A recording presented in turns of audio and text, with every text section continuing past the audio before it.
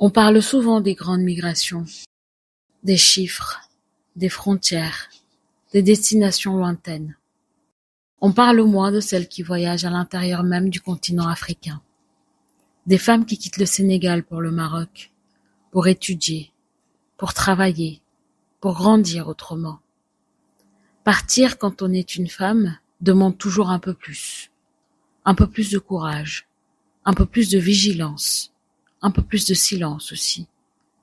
On emporte avec soi son éducation, ses valeurs, sa dignité, et parfois le regard des autres dans la valise. L'arbre à parole est un espace où les histoires prennent racine, où les parcours ne sont pas jugés, mais écoutés. Aujourd'hui, nous rencontrons une femme calme, réfléchie, une femme qui a traversé des frontières sans jamais perdre son centre, une femme qui a appris que l'on peut avoir plusieurs terres sans cesser d'être entière. Voici l'épisode Racines solides, routes multiples.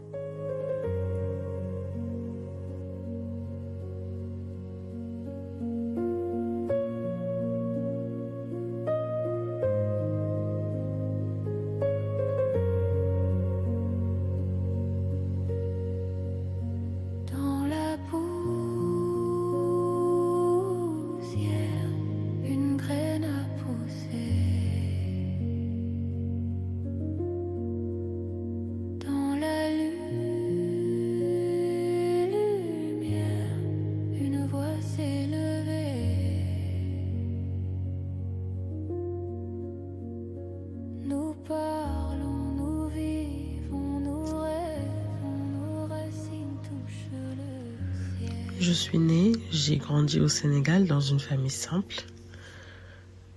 On n'avait pas grand-chose, mais nous avions beaucoup de valeurs que nos parents nous ont inculquées dès notre plus bas âge. Régnait dans notre famille le respect et la solidarité, une très très grande dignité à laquelle nous tenions plus que tout.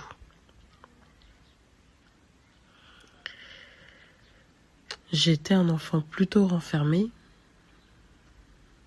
Je n'avais pas vraiment beaucoup d'amis, mais j'ai pu tisser au fil des années des amitiés très fortes. J'ai très vite préféré la qualité à la quantité, on va dire.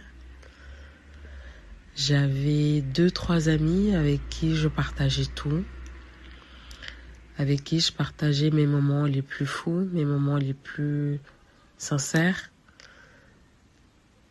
Nous nous respections, mais au-delà de tout, nous nous aimions très fortement. Je n'étais pas beaucoup dans l'échange. Je n'étais pas très sociable, on va dire. J'étais plutôt en retrait, en train d'observer les autres s'amuser, échanger, collaborer des fois quand il s'agissait par exemple de groupes auxquels j'appartenais tels que la chorale de la paroisse ou le mouvement CVAV par exemple. J'étais cet enfant qui regardait du coin de l'œil les autres partager des moments.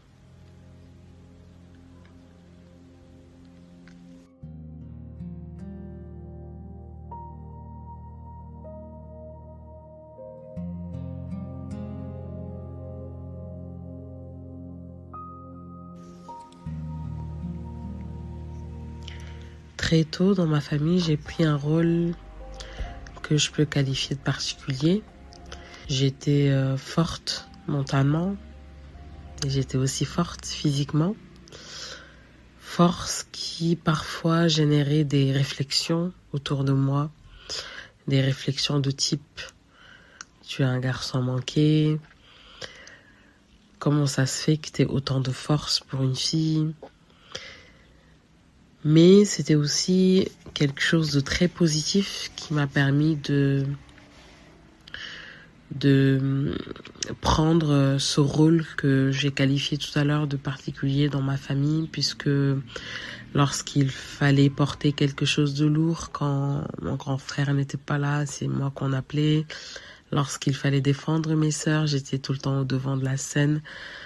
Un petit exemple, lorsqu'on était au primaire, j'étais dans la même école qu'une de mes sœurs, que je n'hésitais pas à défendre, quitte à parfois me battre, histoire de la faire respecter, de la rassurer aussi, mais aussi de montrer que mes proches sont chers à mes yeux et qu'il ne faut pas les toucher. Pour moi, l'école était un refuge, c'était comme un point d'appui puisque c'est un endroit où je pouvais exister autrement. Par contre, quand j'étudiais, j'oubliais tout le reste. D'abord, je dis j'existais autrement parce que je n'étais pas cet élève fort, brillant, qui était pressé d'être interrogé ou pressé d'aller à l'école. J'étais d'aller au tableau plutôt. J'étais tout le contraire. J'étais cet élève qui aimait rester au fond de la classe, rester dans la discrétion. Mais j'étais aussi cet élève qui ne ratait pas un mot de ce que les professeurs disaient en classe, qui prenait beaucoup de notes. J'existais à travers mes cahiers, à travers mes notes, puisque mes camarades de classe n'hésitaient pas à me solliciter lorsqu'ils rataient des cours, par exemple, parce qu'ils étaient sûrs de trouver chez moi l'ensemble des éléments qui étaient exposés en classe. Quand j'étudiais, j'oubliais tout le reste parce que j'ai grandi avec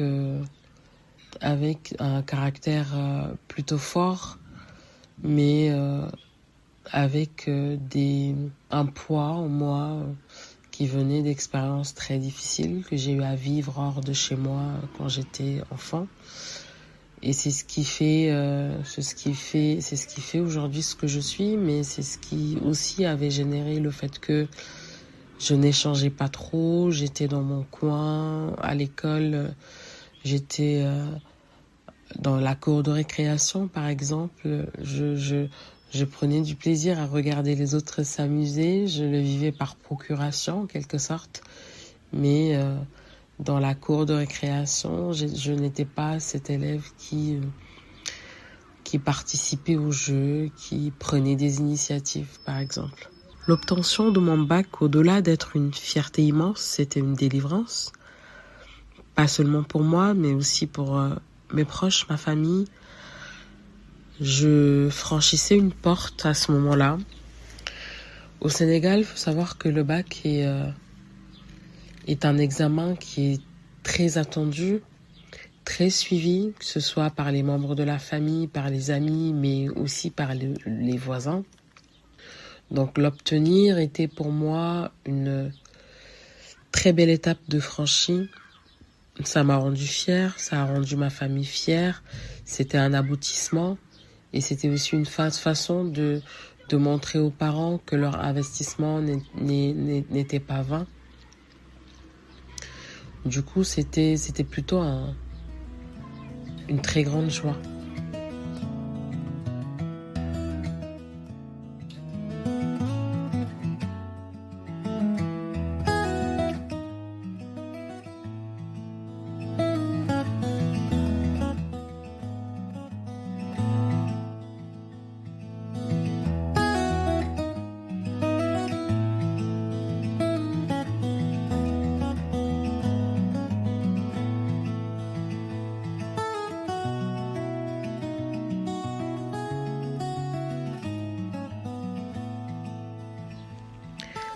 L'idée de partir au Maroc, à vrai dire, n'est pas une idée que j'ai nourrie pendant des années. C'est une idée que j'ai eue après l'obtention de mon bac, puisque je venais de sortir d'une relation amoureuse très difficile et je ne me voyais pas rester au Sénégal. Mon cœur de jeune fille blessée ne pouvais pas supporter de rester au Sénégal et de vivre encore des épisodes de ce genre. Du coup, j'ai eu à solliciter mon père pour le prévenir que j'avais l'intention de quitter le Sénégal. Ma première destination évoquée était la France, puisque j'avais déjà une sœur là-bas, mais malheureusement, ça n'a pas pu se faire. Mon père m'a proposé le Maroc, puisqu'il avait quelques relations qui pouvaient lui permettre de s'y retrouver dans les démarches. J'ai accepté, puisque à ce moment-là, j'avais en tête que de partir du Sénégal. Lorsque j'ai pris cette décision de partir au Maroc, malgré la raison qui a motivé mon choix en premier lieu, ça représentait aussi pour moi une opportunité d'étudier et de me construire seule, de me prouver à moi-même que je peux m'en sortir loin de la famille, mais que j'avais les épaules pour pouvoir mener une vie saine et réussir dans mes études seule.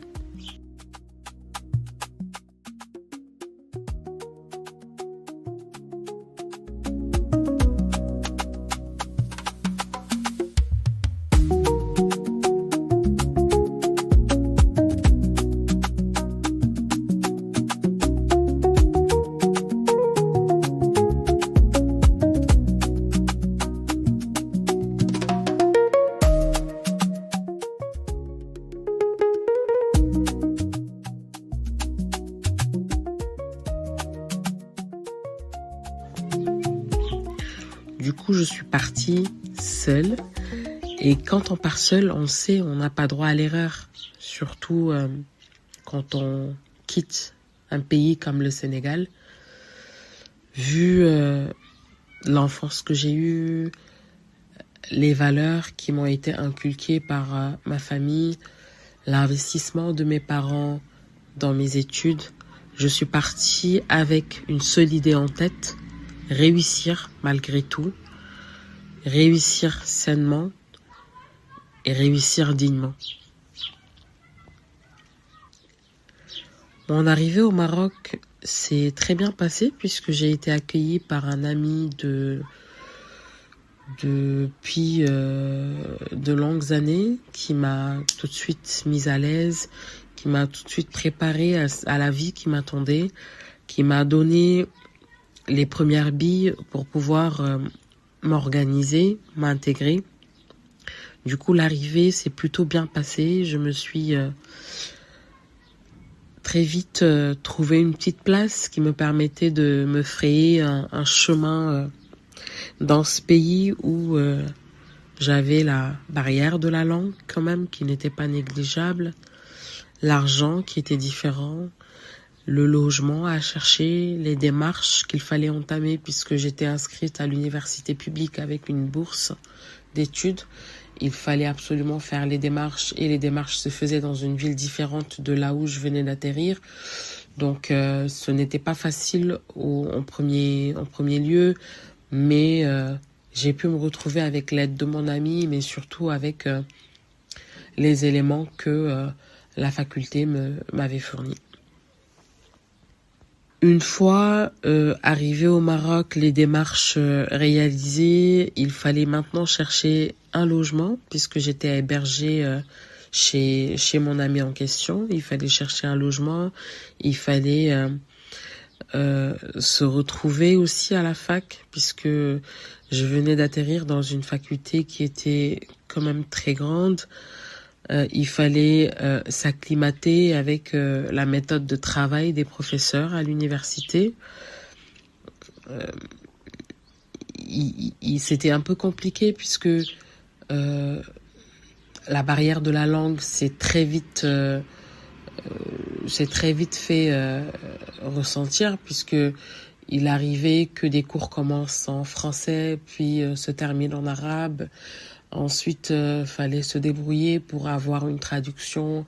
Fallait savoir quel fascicule on devait chercher puisque le professeur l'a communiqué en arabe.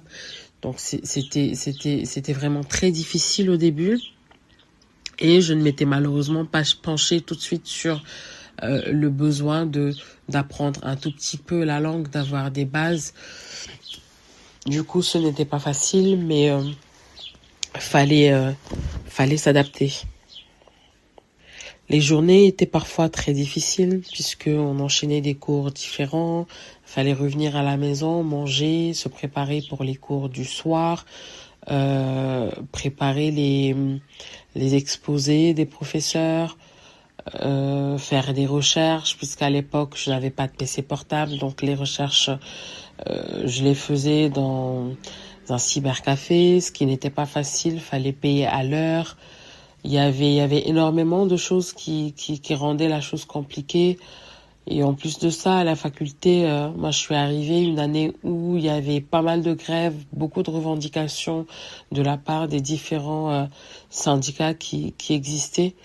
Du coup, il est arrivé ma première année que je ne valide pas quelques matières parce que les cours n'ont pas été terminés, mais l'examen était quand même la date d'examen était quand même fixée, donc ça rendait les révisions très compliquées.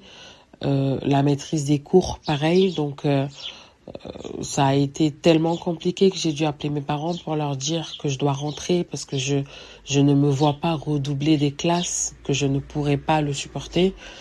Mais connaissant mon père et ma mère, les valeurs qu'ils nous ont inculquées, je leur ai exposé mon problème tout en sachant le retour que j'allais avoir. Tout de suite, ma mère était un peu plus dans la compréhension, dans la bienveillance. Mon père, lui, c'était plus tu ne peux pas revenir, tu es parti pour une bonne raison, il faut tenir, il faut se donner à fond, il faut se battre. C'est ce que je vous ai appris.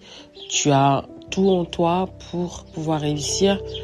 Du coup, donne-toi les moyens et fonce.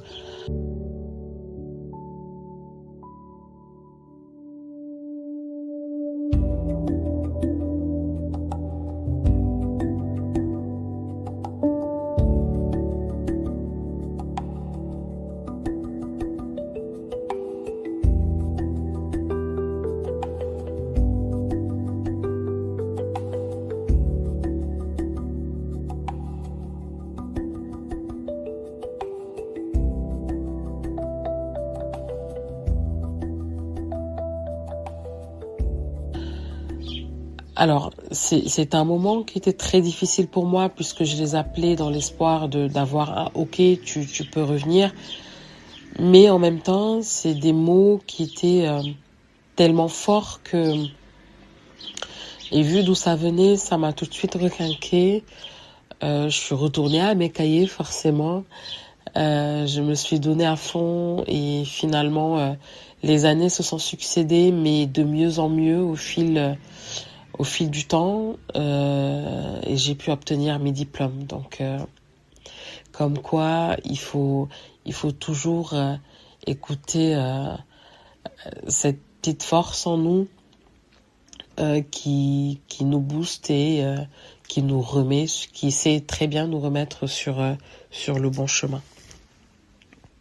Le racisme existe bien au Maroc. Je l'ai ressenti mes premières années. D'ailleurs, ça fait partie des choses qui ont rendu mon intégration un peu plus compliquée que ce que je pensais.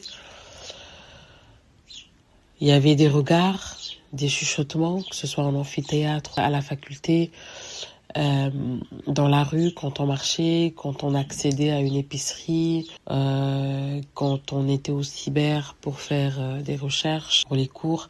C'était très compliqué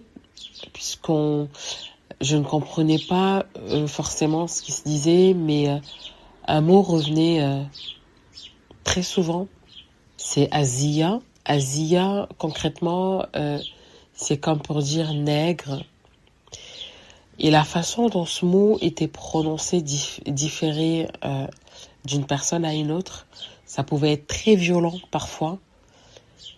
Et c'était quasi impossible de réagir parce que la plupart du temps, c'était des personnes soit un peu plus âgées que moi, soit un groupe de garçons, quel que soit le niveau du caractère que j'ai, je reste une personne raisonnable.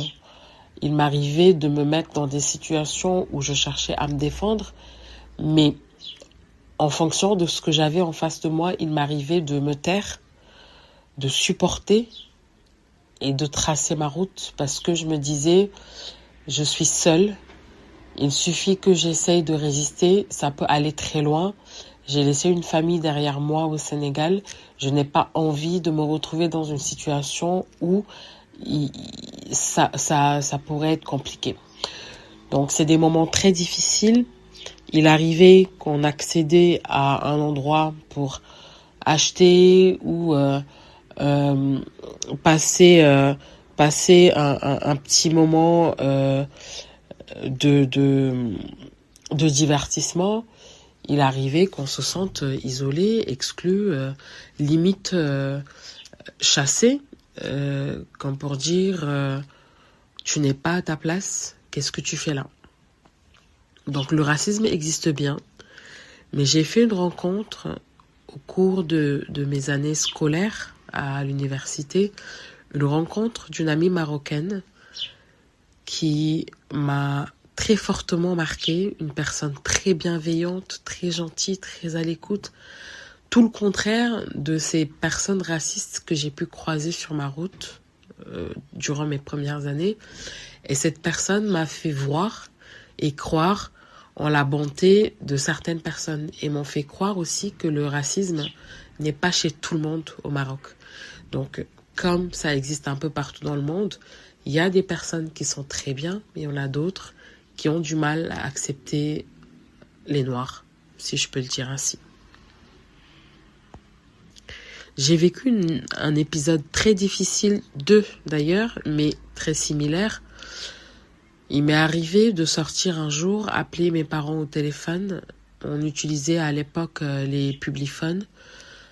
J'ai inséré ma carte, j'ai composé le numéro. Un monsieur passe derrière moi, me tapote les fesses. Lorsque je riposte, choquée,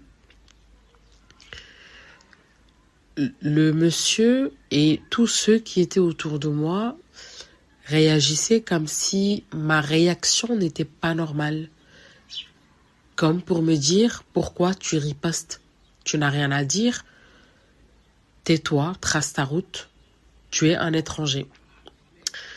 C'est très difficile lorsqu'on le vit sans s'y attendre, lorsqu'on le vit en ayant ce regard en face, ce regard de mépris. Ça a été un épisode très compliqué à accepter d'abord, mais un épisode très compliqué à oublier. J'ai vécu la même situation, mais cette fois-ci chez moi, avec mon bailleur qui est venu récupérer son loyer, qui récupère son argent. Je me retourne pour lui ouvrir la porte et le laisser sortir. Il me tapote les fesses. Et lorsque je riposte, et cette fois-ci, j'avais riposté très violemment puisque c'était la deuxième fois que je vivais le même épisode. À ma grande surprise, avant même que mon bailleur ne réagisse, ce sont mes voisins sénégalais comme moi, qui m'arrêtent, qui me demandent de me calmer. Au lieu de réagir vis-à-vis du bailleur, c'est moi qu'on cherchait à calmer, sans pour autant prendre en considération mon ressenti, ma santé mentale, puisque ils savaient ce que j'avais vécu quelques mois, années auparavant, et ils avaient vu ce que j'avais subi étant une femme. Je n'arrivais pas à accepter. C'est un épisode qui m'a fait souffrir pendant des semaines. J'en ai parlé à ma famille qui a pu m'apaiser, qui a pu m'aider à aller mieux moralement, psychologiquement. Heureusement d'ailleurs, puisque c'est des choses qui pouvaient vraiment impacter ma vie à ce moment-là.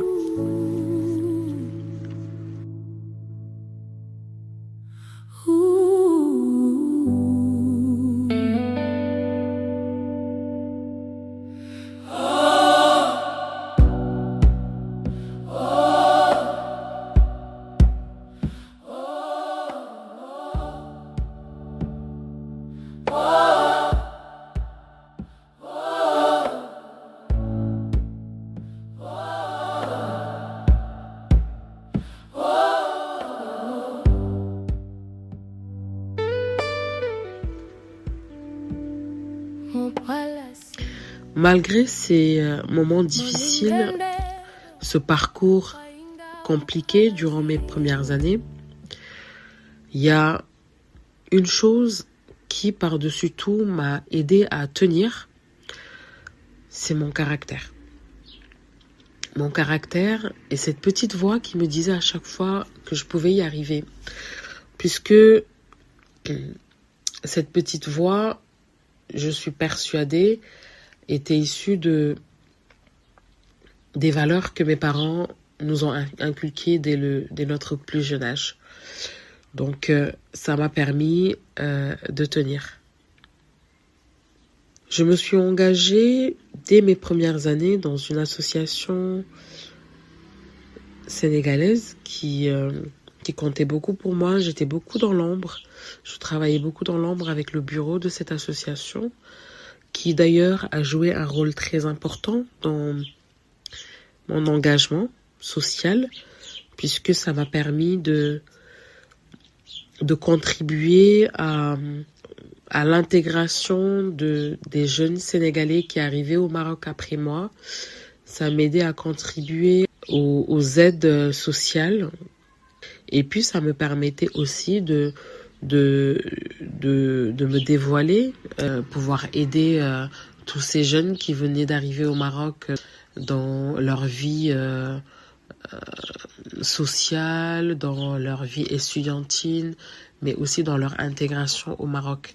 Ça me permettait aussi de me prouver à moi-même que je pouvais servir aux autres à travers mon expérience personnelle.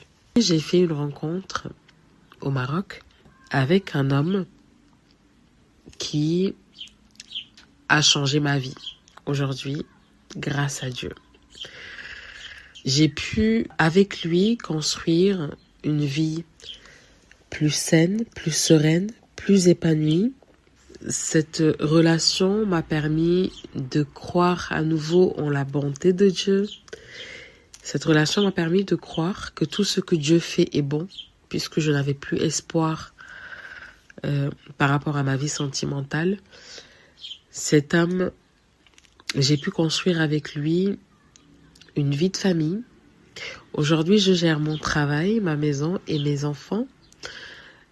Malgré tout ce qui s'est passé, Dieu l'a mis sur ma route.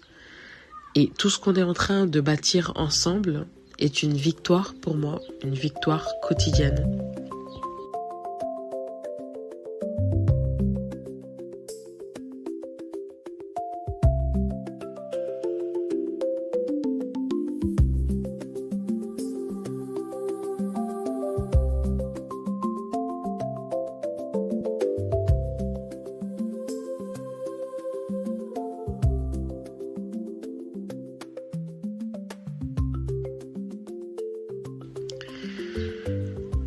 Je suis devenue maman de 2 merveilleux garçons.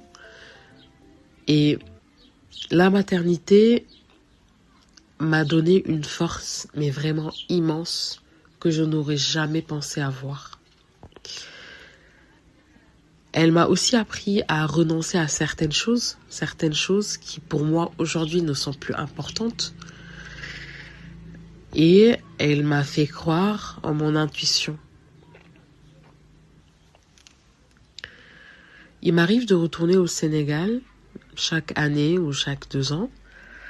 Quand j'y retourne, je me sens tout de suite chez moi, puisque c'est chez moi. Mais il arrive aussi que je me sens en décalage, puisque le Maroc et le Sénégal peuvent être très similaires en termes de culture, un peu en termes de vie en général. Mais ce qui fait que je sens ce décalage, c'est lié au fait que ici au Maroc, j'ai ma vie de famille, avoir un chez-soi et vivre en communauté, ça peut être, il peut y avoir un gap entre les deux. Donc, retourner au Sénégal, c'est réapprendre à vivre en communauté. Ça peut être compliqué, mais le côté positif prime sur le côté négatif. Donc, ça passe, j'ai envie de dire. Le regard de ma famille n'a pas changé pour moi au fil de ces années, malgré le fait que je ne vive pas au Sénégal. Le regard de ma famille pour moi n'a pas changé. Le respect y est toujours. Il y a beaucoup plus d'écoute par contre, puisque aujourd'hui on s'entend par téléphone, mais lorsqu'on arrive au Sénégal, il y a plus d'écoute parce qu'il y a encore l'envie de regarder les gens parler. Les gens aussi ont envie de te regarder parler, de regarder comment tu as évolué, tu as progressé, que ce soit mentalement, physiquement, dans ta façon de raisonner, etc., etc. C'est ce qui fait que on sent qu'il y a plus d'écoute en fait.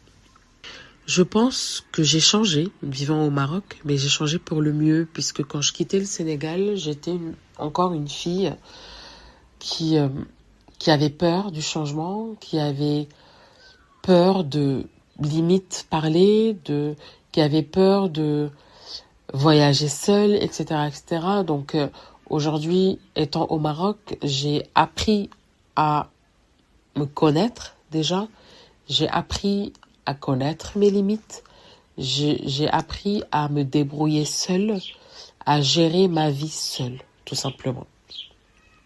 Pour moi, l'immigration n'est pas une solution magique. C'est un chemin difficile qui demande de la préparation. De la préparation parce que venir peut être facile, mais s'installer, s'adapter, chercher peut être difficile.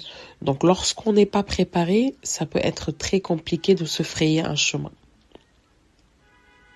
Aux jeunes Sénégalais qui veulent venir au Maroc, je leur dirais venez, mais venez avec un plan solide dans la tête et une préparation inébranlable, j'ai envie de dire. Parce que le Maroc peut être très différent du Sénégal. L'adaptation peut être très compliquée parce que, comme je l'avais dit, il y a la barrière de la langue. Il y a le sentiment de rejet qui peut très vite s'installer, surtout lorsqu'on n'est pas dans la bonne ville. Récemment, on a vu l'épisode qui s'est passé après la CAN, lorsque le Sénégal a gagné la CAN. Ça a été très difficile pour nous, que ce soit pour chercher un taxi, dans les marchés, dans les bureaux, c'était compliqué. L'ambiance dans le pays était pesante pour tout étranger noir, puisque tout le monde était mis dans le même sac. On nous a traités de sauvages, on nous a traités d'esclaves. On a entendu des mots qui étaient très durs. Certains ont eu du mal à dissocier le sport de la vie réelle. Certains ont eu du mal à prendre du recul face à la situation qui est arrivée dans un stade. Il est arrivé qu'on arrête un taxi et le chauffeur demande « Est-ce que tu es sénégalais ?» Si tu dis oui, tu ne montes pas. Bien évidemment, si tu dis non, je ne suis pas sénégalais, on te prend. Et dans le taxi, ça va aller en live. Heureusement que tu n'es pas sénégalais, les Sénégalais ne sont pas bien, c'est des personnes méchantes, etc., etc. Donc, c'est ce type de choses, en fait, qui peuvent arriver de temps à autre et qui peut rendre l'intégration très difficile lorsqu'on n'est pas préparé psychologiquement et bien sûr financièrement, avoir un projet, tout. Mais c'est des moments très compliqués lorsqu'on n'est pas préparé. Je ne me vois pas forcément rester ou partir. Je ne sais pas de quoi l'avenir sera fait, mais pour l'instant, je construis ma vie ici au Maroc. Je m'y sens très bien, parce que comme je le disais au début, il y a du bon comme il y a du mauvais, mais le bon l'emporte sur le mauvais, heureusement. C'est ce qui nous fait rester. L'avenir nous dira ce qui arrivera ensuite.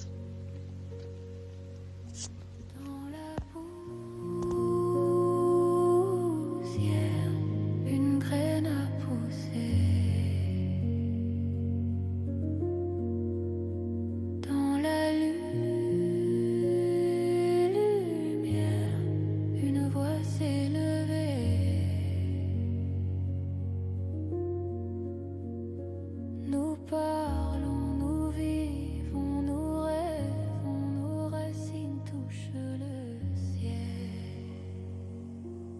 Certaines trajectoires ne font pas de bruit. Elles avancent lentement, solidement. Être une femme en mouvement, c'est souvent apprendre à s'adapter sans se diluer, à s'intégrer sans disparaître, à évoluer sans s'excuser. On ne parle pas toujours des ajustements invisibles, des efforts supplémentaires, des silences choisis, mais ils existent. Et pourtant, malgré tout, elle construit, elle travaille, elle élève, elle transmet. Ses racines n'ont pas été arrachées, elles ont simplement trouvé un autre sol. Dans l'arbre à parole, chaque récit rappelle une chose simple. Les femmes portent des mondes en elles, et parfois, elles les déplacent. Merci d'avoir écouté.